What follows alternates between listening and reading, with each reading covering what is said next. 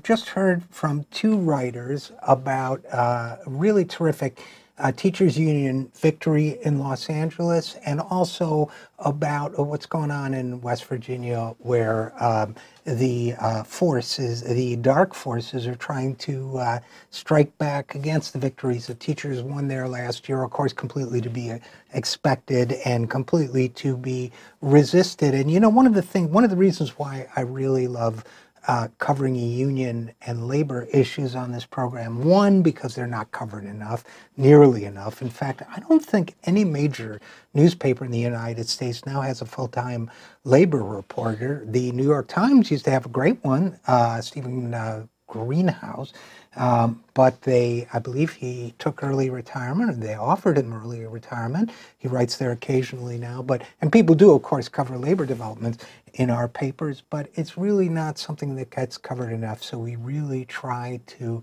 cover it much more than most folks do here at the Zero Hour. And of course, if you're so inclined to support our work, you can go to our Patreon page, patreon.com/the0hour, and check us out there and maybe give us a little help. But more to the point, look, we've just seen 50 years of huge, and certainly 35 years of huge setbacks for the labor movement in this country. And worse than that, and I kind of alluded to that in my conversations with both Sarah Jaffe and Eric Blank right now.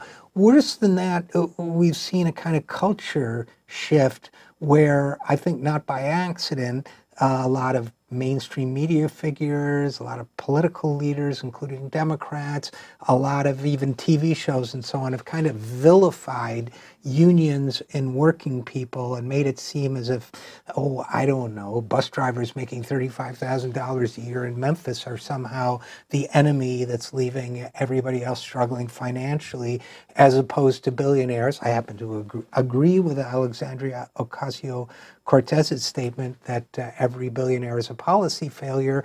Not that people can't be successful in business under our system, but when they're allowed to amass too much of our wealth, it really creates imbalance in forces that make it hard for the rest of us to survive. And a perfect way to understand that, I think, is by looking at papers like the white paper that was just done by the Economic Policy Institute that finds what it basically concludes. It's called, the title was, What Labor Market Changes Have Generated Inequality and Wage Suppression. In other words, why is it so hard to get by and live on a middle class income nowadays? And I got a simple answer for that. And of course, there are more complicated answers as well. Basically, what the report concludes is that, look, employers always have huge power to dictate wages in any capitalist economy. And that in the past, I'm going to quote them, because policymakers understood this basic asymmetry, in other words, this imbalance of power, they use policy levers to bolster the leverage and bargaining powers of workers. And conversely, recent decades' rise of inequality and anemic wage growth has resulted from a stripping away of these policy bulwarks to worker labor market power. Translation. Employers will always rig the system in a capitalist economy. That's why we need vigorous government to unrig the system and make it a little bit more balanced. But the billionaires and other powerful interests have so captured government through our corrupted political process that they've taken even the relatively meager advances the labor movement won away from many workers. So it's really much harder now for people to fight for the wages they deserve. That's why working people's wages have stagnated. Expenses of costs of vital items for working people have gone up.